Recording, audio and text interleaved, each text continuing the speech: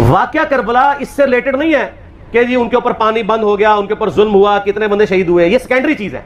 असल चीज है करबला हुई क्यों नबी इस्लाम की मेहनत को 50 साल के अंदर इस लेवल तक पहुंचा दिया गया कि हजारों सहाबा जिंदा हैं और नबी सल्लल्लाहु अलैहि वसल्लम की पूरी औलाद ज़बह कर दी जाती है।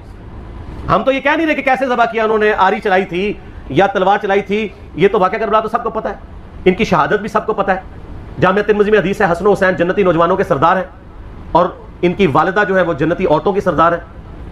और अल मुस्तदिल हाकिम में हदीस है हसन हुसैन जन्नती नौजवानों के सरदार हैं और उनके वालिद उनसे भी बेहतर है। तो ये तो डेफिनेट हदीसें, ये तारीख तो नहीं है, नबी इस्लाम के फरामीन है। तो इनकी मौजूदगी में इनके साथ ये कुछ किया जाए तो हम निटी ग्रिटीज में नहीं पढ़ते, हम उस थीम के ऊपर कि ये कौन सी चीज थी जिसने खिलाफत राशिदा को मलूकियत में बदल दिया, हम उस थीम के ऊपर बात करते हैं। हम कहते हैं छोड़ दें, बंदे जिन्हें छोड़ें, अल्टीमेटली क्या निकला है, किसकी वजह से हुआ है, वो तो हदीस की किताबों में मौजूद है। हम कब कह रहे हैं खुफिया कैमरे लगा गए जी किसने गोली, पहला तीर किसने चलाया, ये वो हम तो बता रहे किसके दौरे हुकूमत में हुआ और उनका अपना किरदार क्या था, उसको किस तरीके से ला के तख्त पे बिठाया गया, वो सारी की सारी चीजें तो सामने है। वो तारीख की किताबें नहीं है, हदीस की किताबें हैं। अगर आप कहते हैं कि बुखारी मुस्लिम से हमने सिर्फ रफुल यदैन की हदीसें लेनी है या ईमानियात की हदीसें लेनी है और बाकी जो बुखारी और मुस्लिम में आले उमैया की बदमाशियों को नंगा किया गया है वो हमने नहीं लेनी है, तो सर फिर आप अपने आप को क्लियर कट, फिर हम आपसे वाकया करबला नहीं डिस्कस करेंगे, हुज्जियत हदीस पे बात करेंगे। आपको अपने आप को मुनकरीन हदीस कहना पड़ेगा। ये आप स्क्रूटनी कैसे करेंगे? इससे बड़ी बात मुझे ये बताएं कि अजमत सहाबा बड़ी चीज है या अजमत मोहम्मद रसूलुल्लाह सल्लल्लाहु अलैहि वसल्लम?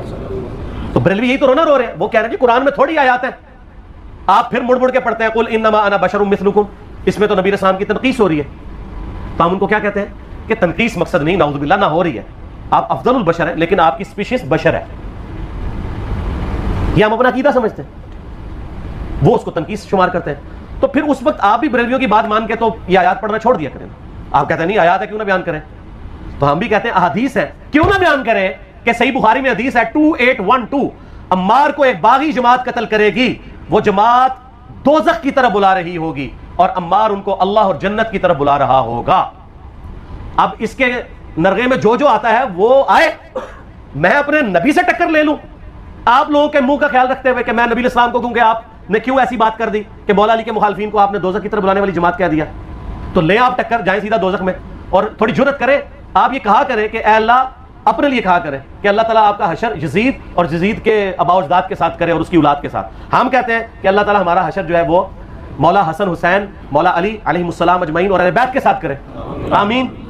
और आप में तो इतनी जुर्रत नहीं आप ये बात भी कर सकें क्योंकि इनको पता है। तो नबी इस्लाम की अहादीस को बयान करने को ये समझते हैं कि जी इससे मुसीबत खड़ी हो जाएगी, तो अपने आप को मुनकरीन हदीस डिक्लेयर करें, फिर हुज्जियत हदीस का मुकदमा डिस्कस होगा, फिर करबला नहीं डिस्कस होगी। और ये टीवी पे भी आके मौलवी बैठे होते हैं, सुन्नियों के भी शियों के भी, मुड़ मुड़ के जी वो यजीद ने ये कर दिया, वो यजीद ने क्या किया है यार,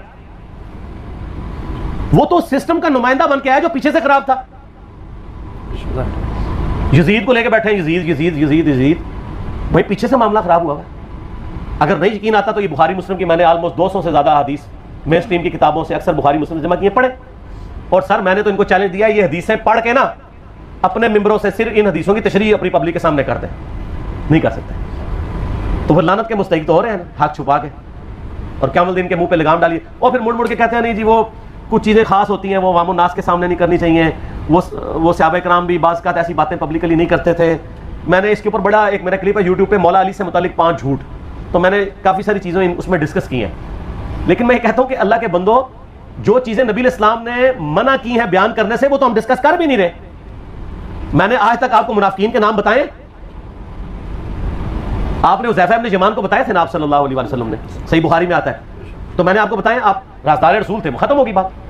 मैंने कभी डिस्कस की है, अगरचे मैंने सही मुस्लिम की हदीस 7035 नंबर डिस्कस की है कि नबी इस्लाम ने फरमाया मेरे सहाबा में 12 मुनाफिक हैं, वो कभी भी जन्नत में दाखिल नहीं होंगे यहां तक कि सुई के नाके से ऊंट में गुजर जाए, और उनमें से 8 ऐसे हैं जिसकी कमर पे दुबैला फोड़ा निकलेगा। मैंने आज तक आपको बताया कि किस किस की कमर पे दुबैला फोड़ा निकला और उसकी मौत उसी फोड़े में हुई है, बताया। तो मैं तो वो चीजें डिस्कस भी नहीं कर रहा, मैं वो चीजें डिस्कस कर रहा हूं जो नबी इस्लाम ने अलामातुन नबुव्वा में बताई है। ये इमाम बुखारी हदीस नबूवत की दलील के चैप्टर में लेके आए हैं, और इमाम बहकी ने 3500 अहदीस पर मुश्तमिल एक किताब लिखी है दलाइलुन नबुव्वा, कि हम नबी सल्लल्लाहु अलैहि वसल्लम को नबी क्यों मानते हैं। इसके ऊपर और उसमें ये सारी हदीसें अम्मार इब्न यासिर के कत्ल वाली लेके आए हैं, बताने के लिए कि देखें हमारे नबी अलैहिस्सलाम की नबूवत की दलील है कि आपने अपनी वफात के ऑलमोस्ट 30 साल के बाद होने वाले वाक़े को पहले ही बता दिया।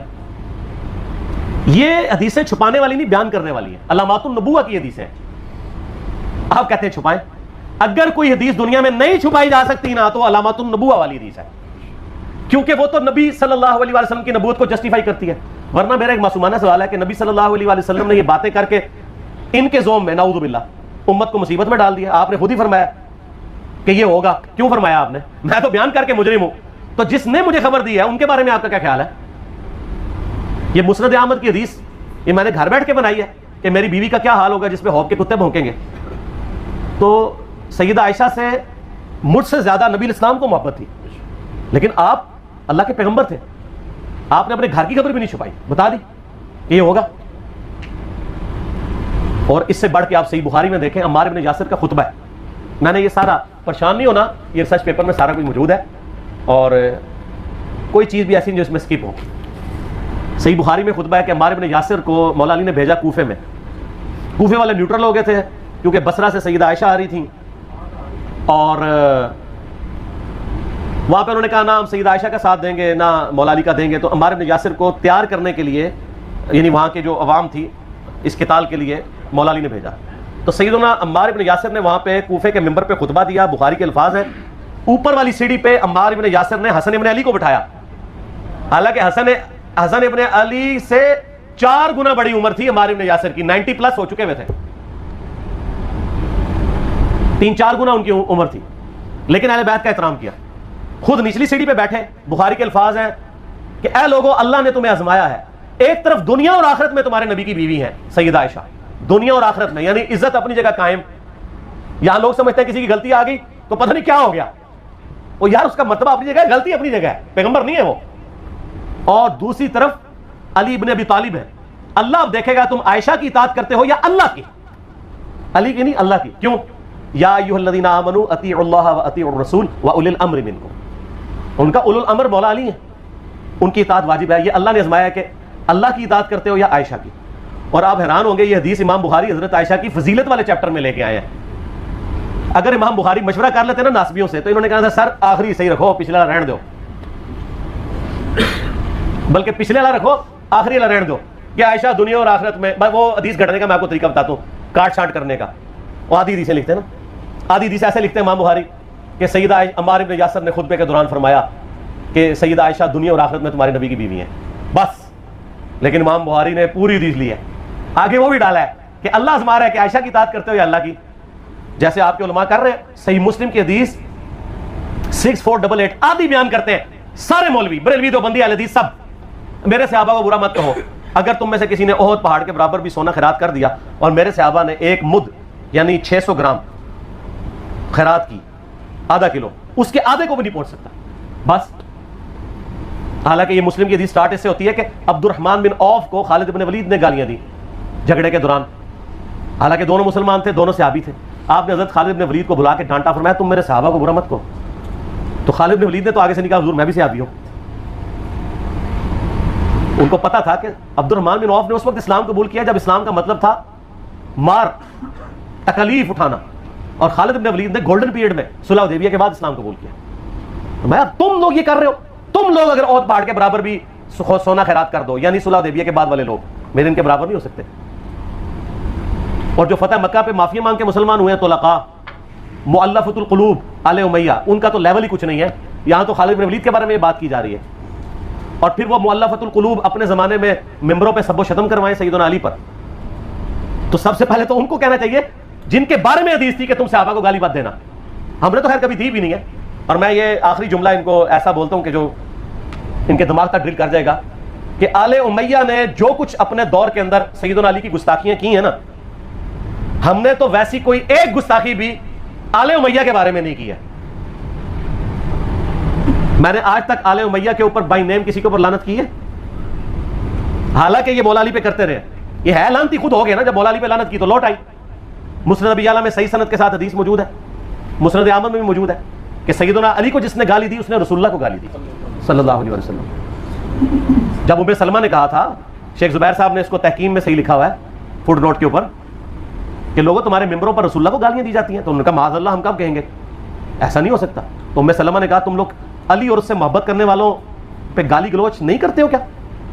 जबकि मैं नबी की बीवी कहती हूं कि सबसे ज्यादा रसूलुल्लाह से मोहब्बत, सैयदुना अली से मोहब्बत नबी सल्लल्लाहु अलैहि वसल्लम करते थे। लिहाजा जब ये तुम कहते हो ना अली पर लानत, अली से मोहब्बत करने वालों पे लानत, तो ये लानत तो तुम नबी इस्लाम तक लेके जा रहे हो नाउज़ु बिल्लाह, क्योंकि अली से मोहब्बत करने वाला पहले नंबर पे नबी सल्लल्लाहु अलैहि वसल्लम है। और फिर कहते हैं सब का मतलब वो तनकीद है। और ना पुरानियां गल्लां, पुराने बाबे, पुराने बुजुर्ग झूठे हो। सही मुस्लिम खोलो 6229 गदीर खुम से अगली हदीस, लान अल्लाहु अबद तुराब के अल्फाज है, मट्टी वाले इब्ने अबी तालिब पर लानत, ये अल्फाज मौजूद है। सब का तर्जुमा लानत ही है, तनकीद नहीं है। अच्छा फिर मेरा मासूमाना सवाल है कि इसका मतलब है सहाबा पे तनकीद करना अच्छा काम है? कहेंगे नहीं। तो बताओ ये बुरा काम कौन करता था? शिया का अब्बा कौन है? राफजियों का अब्बा कौन है? आले उमैया।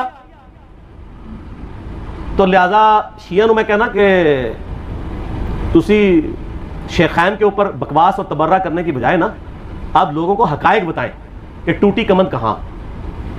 ये सब मुजरमीन आले उमैया है, और ये आले उमैया और बनु हाशिम की लड़ाइयां नबी इस्लाम की बेइज्जत से पहले चल रही थी, सदियों से चल रही थी। तो वो तो फिर अल्लाह ने बनु हाशिम को नबूवत के लिए चुना, तो इनको ये फिर जेलसी हजम नहीं हुई, वो चीज़ आगे चलती रही। खैर छोड़ दे, एक तल्ख टॉपिक है। सलात बर मोहम्मद व आले मोहम्मद, अल्लाहुम्मा सल्ली अला मुहम्मद व अला आलि मोहम्मद। ठीक हो।